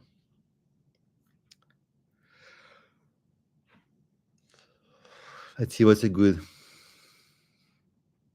Pepe is the frog, but people keep creating new Pepes. It looks like, I don't know. Beast. This is a good one. So from July 16th or a little earlier than that, and then it started growing, and it started really growing. So if this has a leg down, that might be a good time to jump in. Now it's super early. I don't have a ton of like fearlessness like that. I'm a little bit like, oh, what if it falls? But if you can be a little bit fearless and only play with the money you can lose, um, maybe it's a good thing to explore. I was going to explore this for myself, and I got the money ready. I was like, I put the money in my wallet, and I was like, well, why don't I work more on my AI outreach tool? I got a little scared. I'll try it again maybe in September. But that's how you find reasonably new opportunities. Let me share my screen. Just check what I just want to check what I'm seeing. Yeah, so this is my crypto. Um, but we're not here for that as much.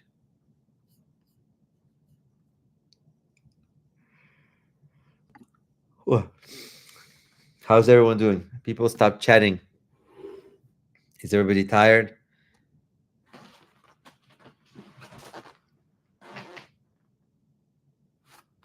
I'm gonna drink some water, save my voice, the precious voice.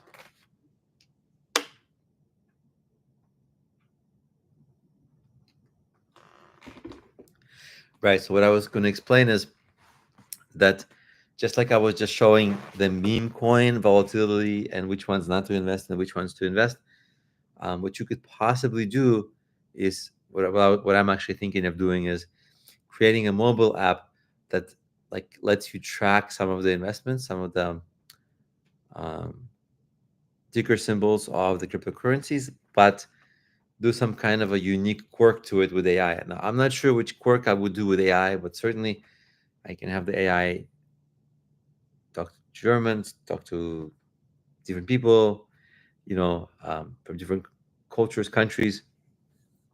Um,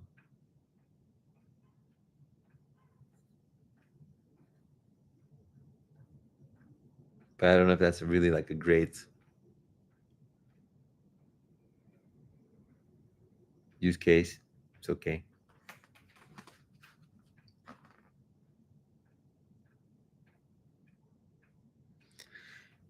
Brianna says, "Yeah, thank you. It was informative. Thank you. I'm glad it was informative. I'm also getting tired. I was gonna stay until 10:30, which is about 23 minutes from now. Um, so yeah, I was thinking about making this app about finding opportunities of like rising cryptocurrencies, so people can kind of jump in early. I was gonna do this app, but my current business, that B2B outreach software, is taking so long to perfect. Like I built it in like a couple of days, but then the process of perfecting it just took so long that I was like, okay, just gonna have to focus on this and not build anything too much in the future. So I'm kind of just waiting until I get it to a perfect place, not a perfect, but like good, stable place.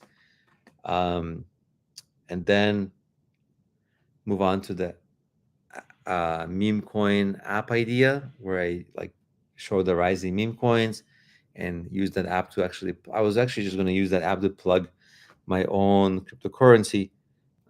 Although it's sort of going up to the right on its own, that it doesn't need me. At least doesn't seem like it needs me. Um,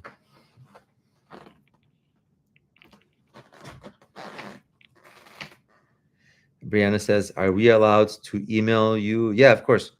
Let me drop my email. Um, you can email me in both ways on Udemy and in my Gmail. If you have any questions, feel welcome.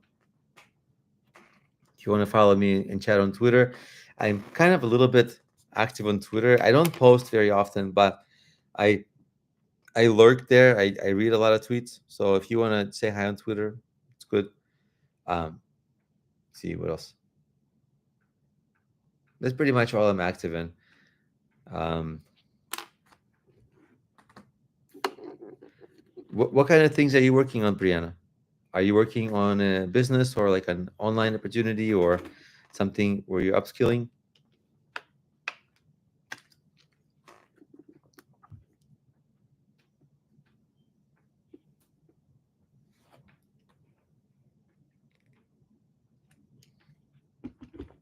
I think I need I need a co-pilot for this thing because every time I take some water or anything else or read a comment, it's like dead air. I need a co-pilot. AI idea. Co-pilot AI. AI just does stuff.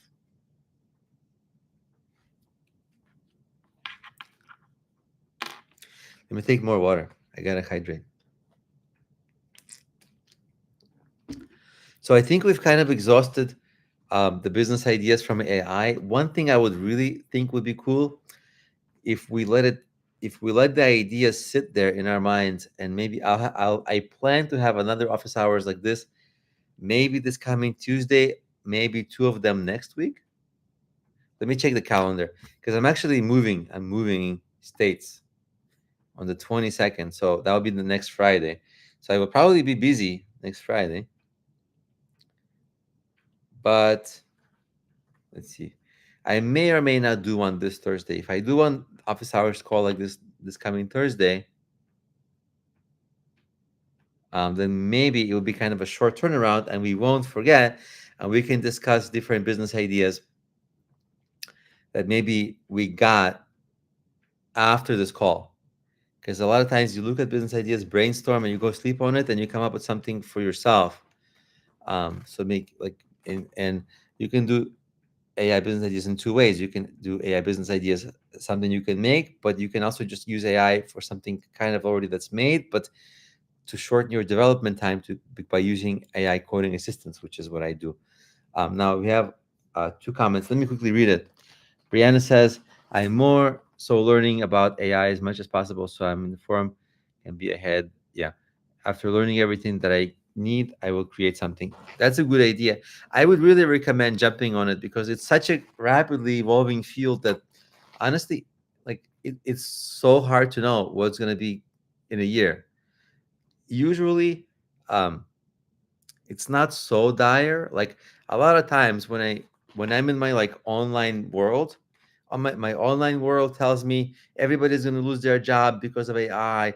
People are going to become billionaires because of AI. All this kind of stuff, right? Or cryptocurrency things, right? All these things. And then I go to the real world, and like nobody's talking about, maybe a few people, but like almost nobody's talking AI or cryptocurrency. People are talking about like everyday things, like what to have for lunch, and they're like, I don't even know what's an AI. What's a cryptocurrency? Like, is it a scam? Is it blah, blah, blah? And it's like the nerds, like maybe like me. That's all we're talking about, like AI. What to do with AI? Is AI going to take our job? Is AI going to kill our business? All this stuff. But like the regular people, they're like, their habits seem to be moving so slowly. Like, like my instinct is like, I gotta be on top of the next thing. It might not be fun to learn because you're busy with the current thing, but like you always gotta be like, what's the next thing? What's the next thing? What's the next thing? And so for me, it's kind of my job. Okay, I gotta learn about AI, cryptocurrency, anything else. But for people who aren't of that mindset, it's really hard to adapt, and lifestyle changes don't adapt so rapidly, and because of that, old businesses stick around where they might not like have merit, because AI might kind of destroy those businesses. But um, yeah, so to that point, even though it feels like some industries may get impacted by AI soon, it might be a little later than it feels, because it's just people have a way of like adapting to new technology slowly. And quickly, I YouTube. Sometimes you have a guest, yeah, but he said he's going to be free and open late August, so I'm waiting for him. He would help me. He would help me. I think people like him. He's like more charismatic than me, and I think it would be good. And I can just sometimes I like to joke with him and riff. Yeah, it's also true, Brianna. If you keep up, you'll be really ahead because everybody else in the real world, they're like, what is this AI? And some people are using AI for use cases that are like 2022, and they think they're genius. Like, I asked AI a question and AI answered. I'm such a genius, right? And they're like, yeah, welcome to 2022. um so definitely keep learning AI, because it's like it's hard to know what jobs, blue collar, white collar, it's hard to know which jobs won't get outdated.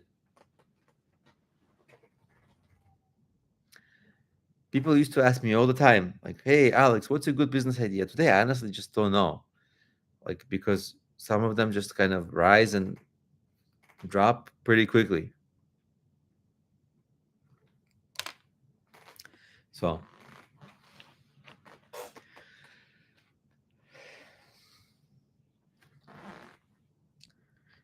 Brianna, you have happy faces, but I forgot what you're laughing about.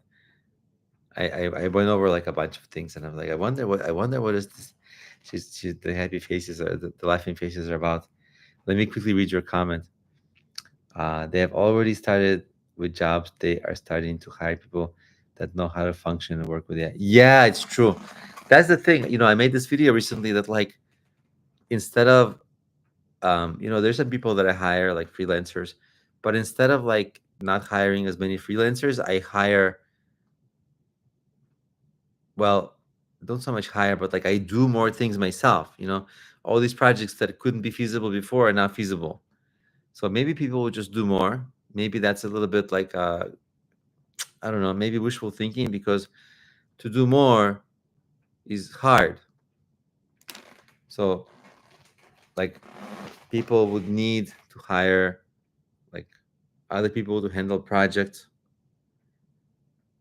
but it's not infinite. Like a person can only handle a few projects and then they start running out of time. So I don't know. Yeah, welcome to 2022. There's a lot of business ideas people ask me about. I'm like, welcome to this thing from before, like affiliate marketing. I'm like, hello, welcome to 2007. Uh or stuff like this. I think that's kind of funny. Maybe I should start doing that. Like when people ask me, what do you think about this idea? Welcome to 2023. What do you think of this business idea? Welcome to 10 BC, before Christ. Like it has been done. Um, like maintenance for apartments, 10 BC. Uh, it's been done before in history, or something like that. And just being funny. Uh, what else should we cover? I think we have just a few minutes to go. Does anybody have anything they want to discuss?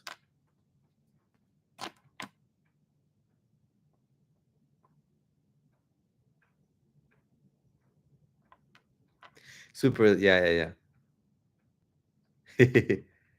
I think there's also a lag. Like when I say something, um, if you make a comment and I read it right away, you might tell there's a lag. I think when I use streaming software, there's definitely a lag that you can hear as the presenter. Like you say something and it only comes up to YouTube Live in like 20 seconds.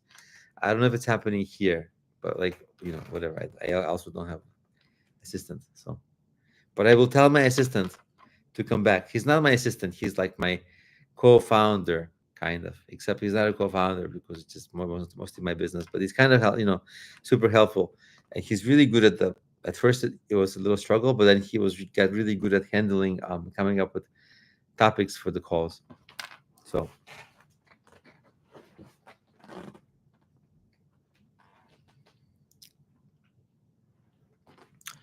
but yeah, does anybody want to discuss something? Usually at the last moment of these calls, somebody joins and they're like, "I'm new. Can I ask a bunch of questions?" But usually doesn't happen.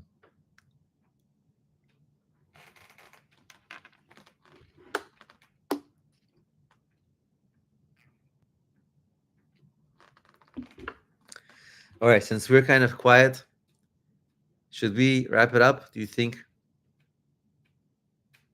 You think we should wrap up this call? What do you think? I wonder who's still on the call. Sometimes people chat and sometimes people don't chat, and I'm like, are you still on the call?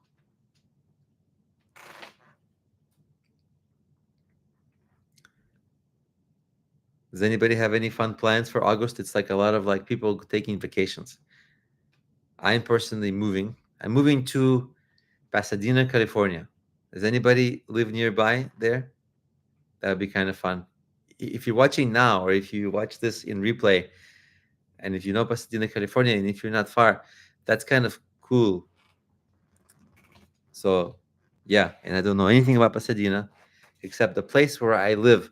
It's like a walkable town. I live in Hoboken, New Jersey. If anybody knows Hoboken, New Jersey, I live in Hoboken, New Jersey. I used to be cooler and not live in New Jersey, and I used to live in New York. And when I lived in New York, I thought I was so cool. I live in New York. And then I moved to New Jersey, and I thought, well, this is the least cool thing that can happen. Hey, Brooklyn, pretty cool. Sam, I'm moving on the 22nd, I believe. So, yeah. So Brooklyn, Brianna? Are you in Brooklyn now, or are you from there but you live somewhere else now? Yeah, Brooklyn is a hip place. It's like I'm less cool than Brooklyn because I lived in Queens and I lived in Manhattan, but I could not be as cool to live in Brooklyn. That's above me. Like I'm like I would not be able to pull it off, and people would look at me and be like, you don't belong here in Brooklyn." And I'd be like, "Yeah, that's true. I don't fit." Um, from Florida. Florida is a nice place. I wanted to live there because it's a tax-free state. Um, but I'm going to California, which I think has a the income tax of 14%, which might as well just stop earning money, right? Like, what's the point of earning money if you're giving 14% to state, however much to federal, however much, then you pay sales tax, then you pay like property tax if you buy a house. If you die, you have to pay something if you die. Death tax. If you basically take home nothing. I quit. I quit making money because it's the same result as if you make money as no money. Maybe I was considering this to only accept cryptocurrency in all my life, like in everything I do. And every once in a while, you can get out of cryptocurrency and get into whatever dollars you might want to get into euros, but cryptocurrency. I feel like that might be good. Can do some tax evasion. That's not something I should discuss on a public call, but it's just a joke. But can also avoid transaction fees, credit card fees. Things are better when paid with cryptocurrency. Let me check.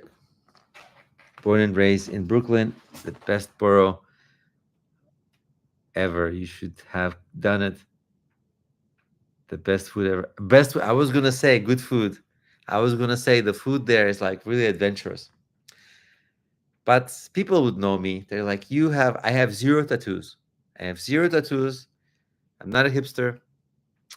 People would just laugh me out of Brooklyn. Like I don't have any Brooklyn cred. I, I feel like as soon as I land in Brooklyn, I come out from a train, people be like, he doesn't belong in Brooklyn. Ha ha ha ha ha. The next person be like, he doesn't belong in Brooklyn. He doesn't belong in Brooklyn. And I would hang my head and shamefully walk across the bridge back to Manhattan or Queens. There's no bridge to Queens, but we'll just walk to Queens. And then before going to Brooklyn, I have to buy a T-shirt about some band. Maybe that's the trick. Grow a mustache, which, yeah, I can do it.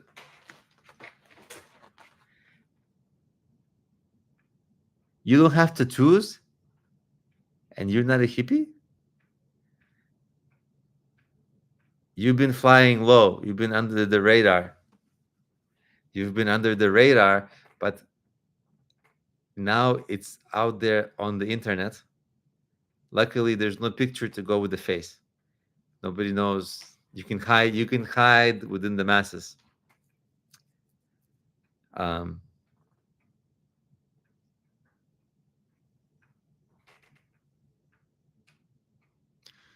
Switzerland. Now, Switzerland is a good place. Chocolate. I recently ate some chocolate from Switzerland, and it's so, so, so good. It was like the smoothest milk chocolate I've ever had. It was smooth and just the right amount of sweet.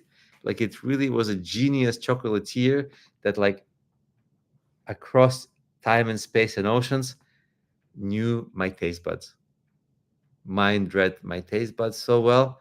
And I was like, Switzerland, huh? Should go live in Switzerland. It's also beautiful. I feel like I'd be just eating chocolate. In other places of the world, I would be a good tourist. I would be like, let's go to a museum. In Switzerland, I would be like, I gained 300 pounds and I haven't left the chocolate factory. I'm like, free samples. No, I would pay. My daughters, when we go to like Trader Joe's or like grocery stores, they're like, free samples. They're like 3 and 5.5. And I put them in a cart and they're like, free samples, free samples. And then I read recently, and I usually just take them to like 3 rounds of free samples. And then I read recently that it's incredibly bad, impolite to go more than one free sample in a like a supermarket, because somebody's actually paying for that. It's not the store. Like some business owner is paying for that. And then I felt like horrible. But that's the story. Now I kind of buy it. Whatever people are giving the samples for, I kind of buy it. But yeah, my kids are like, free samples, and that's how I could be if I was in Switzerland with chocolate. I probably would be. Maybe I should do like a European tour, eat some tiramisu in Italy, get some chocolate. But it's kind of an American way to travel, right? Like other people travel, they go to like cultural things, go to a museum, learn history. I'm like, just feed me, just feed me. I'm only one step better than people who drink. They don't remember anything. I went to Italy, I think. I don't know what I did there. I was drunk. On the plane, I was drunk. On the boat, I was drunk. On the bed, I was drunk. I'm one level better than that, but instead of drinking, I'm just eating. I think a younger version of me was like more educated. I think because of social media, I'm becoming dumber. I'm like, I just want to eat. So I don't know. Maybe I'm hungry. I have to figure this out internally. But what do you guys think, girls and guys? Should we go to sleep or work on our project? It's a little late, and maybe we're all tired.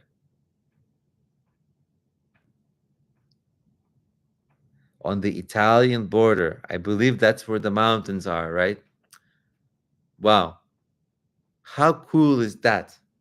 You have like European citizenship, or you're able to travel seamlessly from country to country. In one day, you start in the morning with the Italian espresso, a little bit, maybe it's not well advised, but some breakfast tiramisu, let's say. In the afternoon, you go to a Swiss chocolatier and you finish it off with some French croissants. Maybe it's backwards. Croissants. In America, people eat croissants for breakfast. I don't know if people do this elsewhere. So that's what I'm doing. And then, so you go from Italy to Switzerland to France, and then you wave to the English people across the channel and say, your food sucks. Fish and chips, it's fine, but it's not French or Swiss chocolate or Italian cuisine. So I guess it's everybody makes fun of English people. Fish and chips. Okay, everybody. Should I go like this? I press the button to end the call. We talked about business ideas, AI. It gave me some ideas that are interesting. I really want to build that resume app idea that's like does your phone screens or talks to recruiters on your behalf. The problem is I don't know how to create the voice activated feature yet, but when I make the voice activated feature for my B2B sales tool, maybe at that point it will be super easy to make it for my app idea. Maybe that's how I will do that. For the next idea, I will do the voice sales. Alrighty. I'm going to wish everybody to have a good night. Thank you for joining me in this call. And before that, even thank you for being a student of mine on Udemy. And if you're just coming from YouTube, also thank you for coming from YouTube. Nice to meet you virtually, one way, kind of somehow. Yeah, and everybody still has time to work this evening. So work on your ideas, and next maybe Thursday you'll come back and say, "Hey, Alex, I'm on my way to becoming a billionaire. Thank you." Okay, don't forget Alex if that's happening. In any case, good night, and I'll talk to everybody soon. If not this Thursday, then at least one time next week. Bye.